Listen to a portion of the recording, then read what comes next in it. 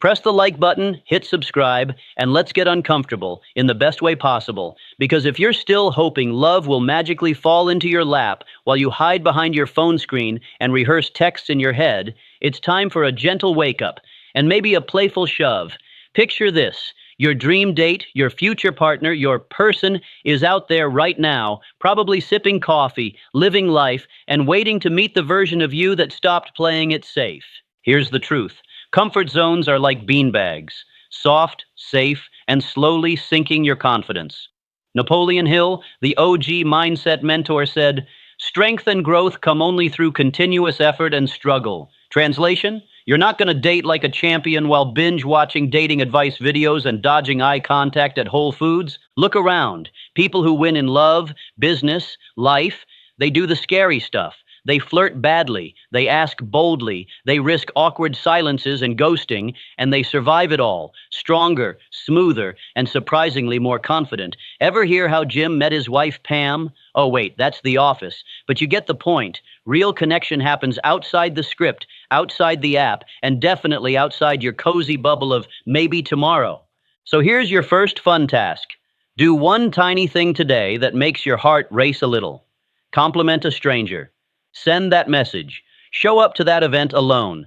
And drop your fun 3-word affirmation in the comments. Discomfort attracts growth. Show yourself. Show the universe. Show up.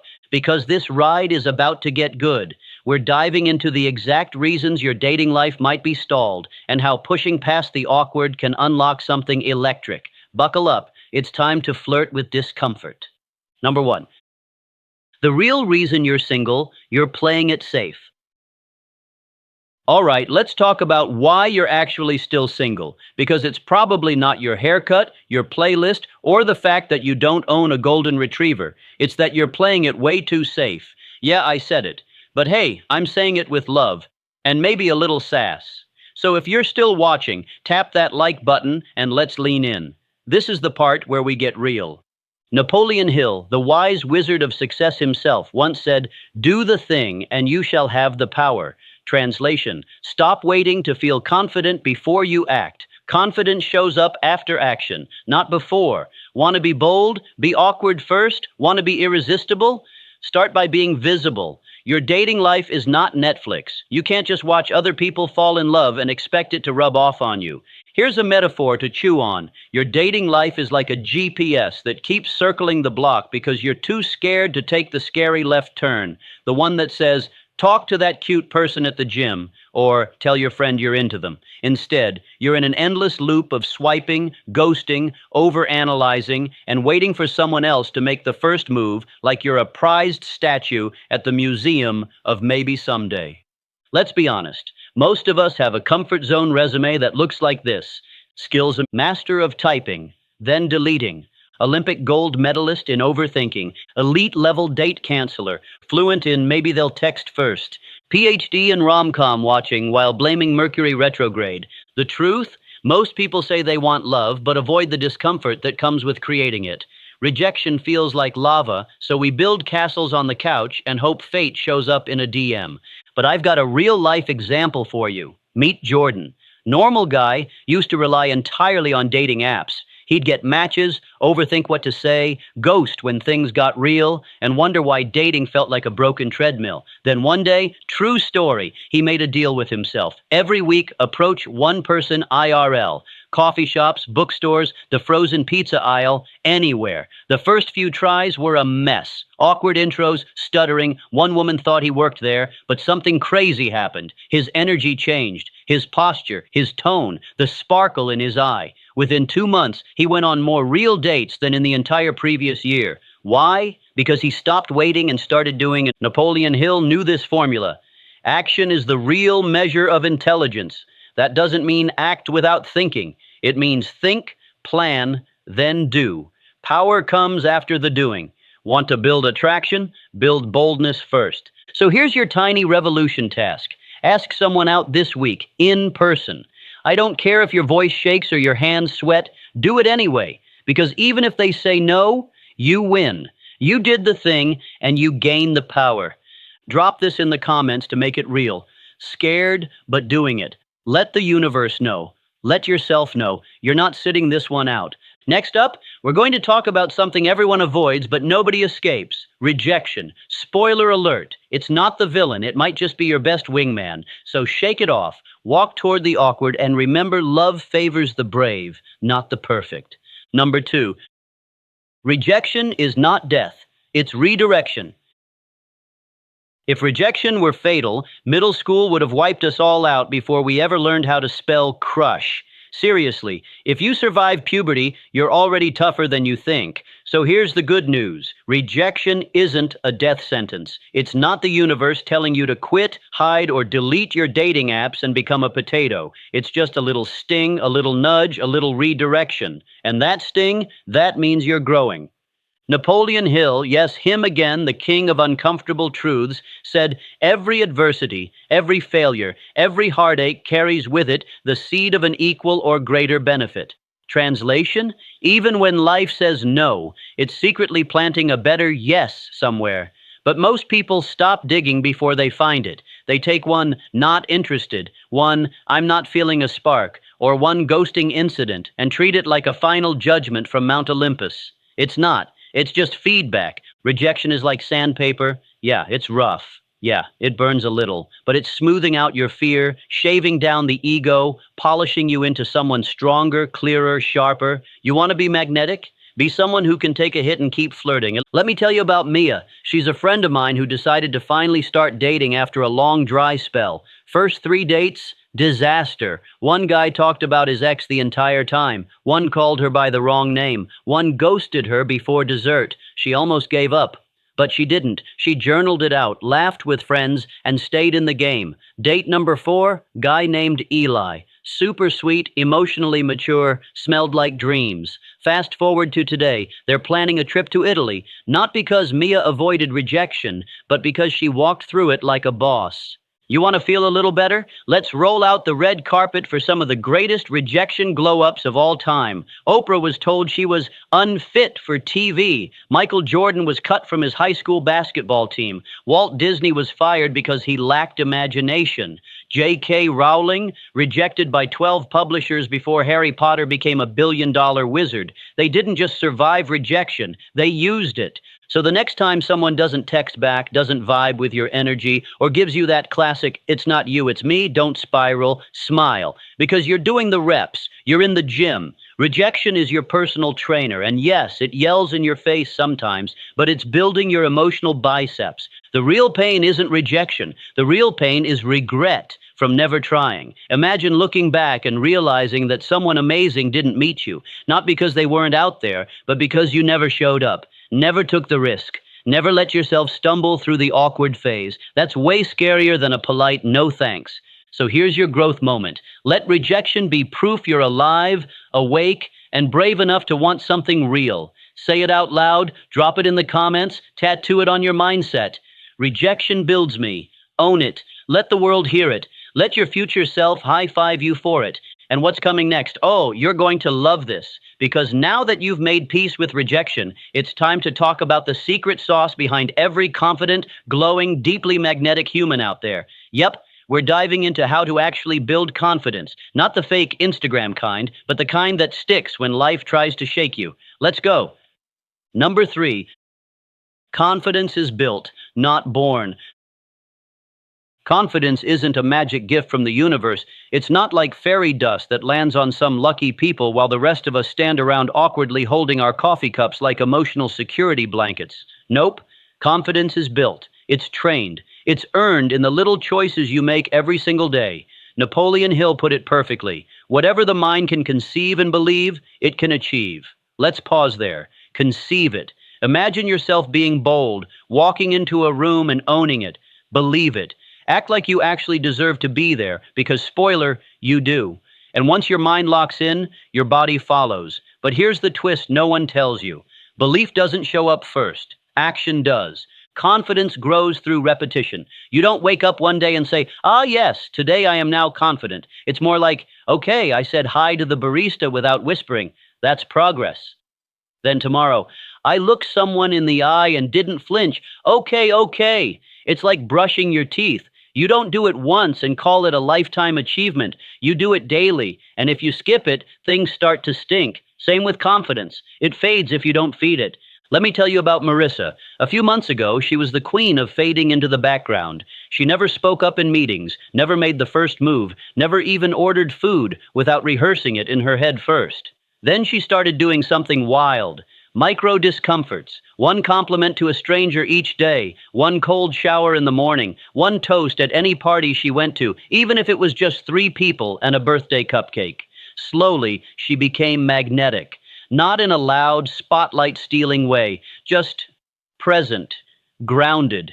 You could feel her confidence before she even said a word, and it all started with baby steps that felt cringe but led to calm. Now, if you're sitting there thinking, that's not me, stop, because it can be. You just need reps. So welcome to your new favorite gym, the Confidence Gym. Don't worry, no membership fees, just commitment. Here's your starter routine.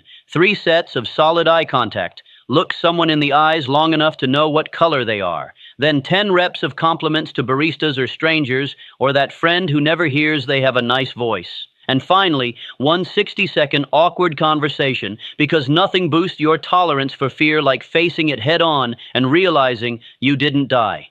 Here's the challenge. Be the boldest version of you for 1 hour a day. Just 1 hour. Turn up the volume. Laugh louder. Ask a weird question. Say something nice first. The rest of the day, you can go back to overthinking and analyzing every emoji. But for 1 hour, try on your best self like it's your favorite jacket. And here's the secret. The more you wear it, the more it fits. Drop this in the comments to seal the deal.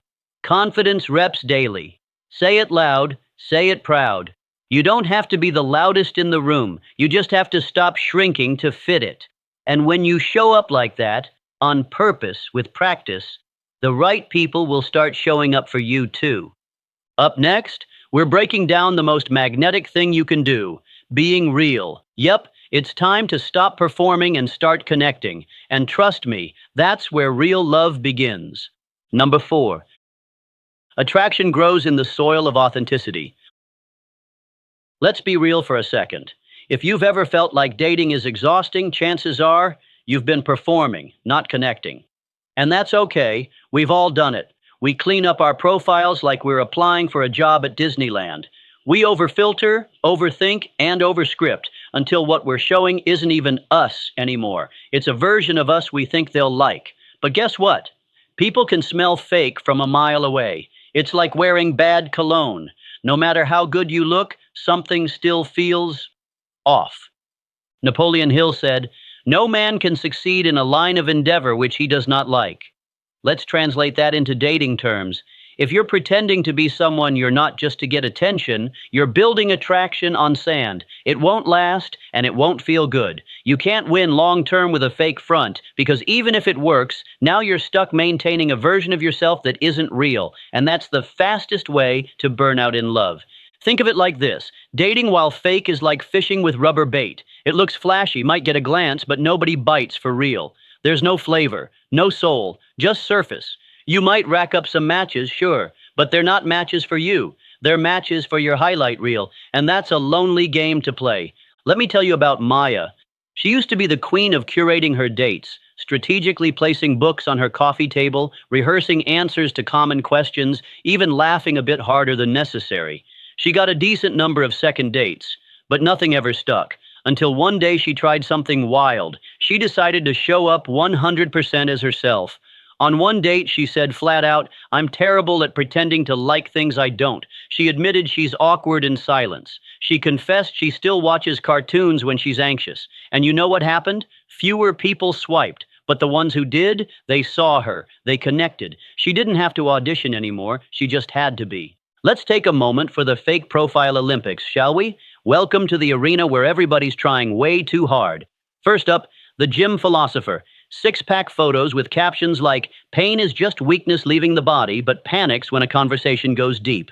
Next, we've got the travel influencer who hates commitment. All scenic views, zero emotional availability, passport full, heart empty. And finally, a crowd favorite. The bio with 18 red flags and a dog. Has a list of what I'm not looking for, but leads with a picture of their golden retriever to soften the chaos. We love them. We laugh. But let's not be them. Oscar Wilde hit the nail on the head with this classic line, be yourself. Everyone else is already taken. Simple, timeless, solid dating advice. Because the truth is, authenticity is magnetic. It tells people, this is me. I'm not perfect, but I'm real.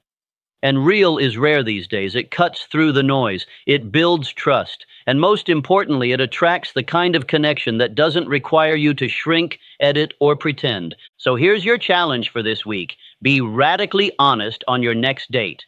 Doesn't mean overshare your childhood traumas in the first 5 minutes, but let yourself be seen. Say what you actually think. Laugh how you actually laugh. Wear what makes you feel like you. It might scare off the wrong people, but it will absolutely draw in the right ones. And hey, drop this in the comments to make it real. Real over perfect. Show the algorithm, show the world, show yourself that the real you is ready to be seen. Next up, we're getting into the deep, sweaty part, discomfort. The magical place where your awkward moments become your advantage. You don't want to miss this. Trust me, the fun's just getting started. Number 5, discomfort is where all the magic lives. You ever notice how everything amazing in life seems to hide just behind that one awkward moment you really don't want to deal with? That pause before saying hi. That second where your palms sweat and your brain screams, run! Yeah, that moment, that's where the magic starts. So if you're ready to grow, press that like button, subscribe, and buckle up because we're stepping out of the kiddie pool and diving into the deep end. Napoleon Hill said it best, strength and growth come only through continuous effort and struggle. In plain English, growth hurts, dude, but do it anyway, because sitting in your safe, cozy habits will never make your life explode with newness, connection, or joy. Think of your comfort zone like a hotel pool. It's warm. You know how deep it is. It's got floaties and a lifeguard, but let's be real. You're not going to discover sea turtles, treasure, or your future partner in there. Outside that pool is the ocean. A little scary, yes, but it's where everything worth having lives. Let me tell you about Marcus. Marcus was the king of avoiding awkward. He'd show up to parties and immediately glue himself to his phone like it was his emotional support animal. But he made a deal with himself. One event, one person, one hello. So every week he'd show up, alone. He'd start one conversation, then another. The first month was a cringe fest. Think forced laughs, weird timing, and one unforgettable handshake that turned into a high five by accident. But he didn't quit. By month 3, he wasn't just meeting people, he was the vibe. That confidence led him to strike up a conversation at a bookstore, which led to a coffee, which led to a relationship that changed his life. Not because he was smooth, but because he showed up again and again. Growth hurt. He did it anyway. And hey, people meet in the weirdest places. Seriously. Want proof? Here's the unofficial top 5. Grocery store aisle, over a debate about which salsa is better. Jury duty. Justice wasn't served, but romance was. Dog park. Technically, the dogs met first. Elevator. 30 seconds of eye contact turned into a weekend trip. DMV. Yes, the place of tears and paperwork birthed a real-life love story. Why does this happen? Because real life is the dating app. The world is full of moments, but you got to be present enough and bold enough to walk into them. So what does dating outside the comfort zone actually look like? Glad you asked. Here's your crash course in discomfort dating. Go on a blind date. Let a friend set you up. Trust them. What's the worst that could happen? A free dinner and a new story. Ask someone out without texting. Say it out loud. Use your voice. Remember that thing we used before emojis? Try speed dating. It's awkward, it's fast, and weirdly, it works. Take a dance class. Nothing says I'm growing like embarrassing yourself while trying to salsa. Say yes to that awkward BBQ. You know, the one where you only know the host. Go. That's where the magic lives. You can keep playing it safe, or you can start living with sparks. Awkward is the entry fee for awesome. So here's your power phrase, your battle cry. Drop it in the comments, awkward but alive. Let it be a reminder that you're not here to be perfect. You're here to be real, bold, and full of momentum. Next up, we're going to flip the script. You've been told to find the right person. But what if the secret is becoming the kind of person love is magnetized to? Yep, we're talking about building the life first and letting love find its way in. It's going to get juicy. Stay tuned. Number 6, build the life first, love will follow. If you're out here chasing love like it's a missing sock, take a breath. Now press pause on the swipe, the scroll, the daydream, and hear this. Love isn't a treasure you hunt down with desperation in your eyes and "Where's my soulmate" playing on repeat in your head. Love is drawn to momentum, to movement, to a life that's already on fire with purpose. So hit like, smash subscribe, and let's talk about how to stop chasing and start attracting, Napoleon Hill style. Hill said, "Success attracts success." And that's not just about money or fame. It's about energy. It's about becoming a magnet for the right people by becoming someone you actually like first. Look, nobody falls in love with a blank canvas. They fall in love with someone who's mid-painting, someone who's building something, exploring something, becoming something. That's the vibe.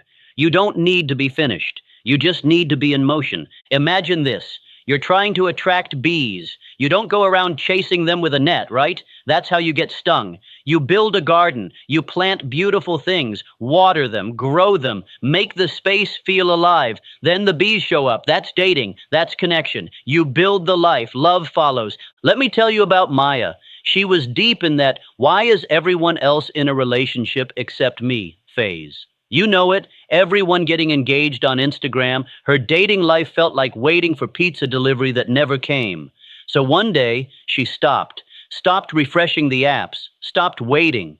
She leaned into her passion, design, took night classes, started posting her work, got obsessed with growing, not scrolling.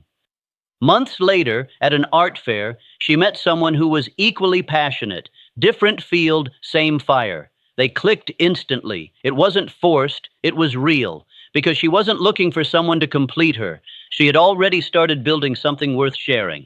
Now, let's lighten it up. Time for a quick round of desperation detector. No judgment, just giggles and growth.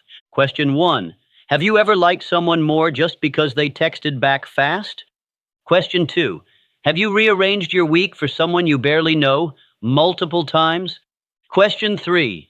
Do you feel emotionally betrayed when your crush posts a story you're not in?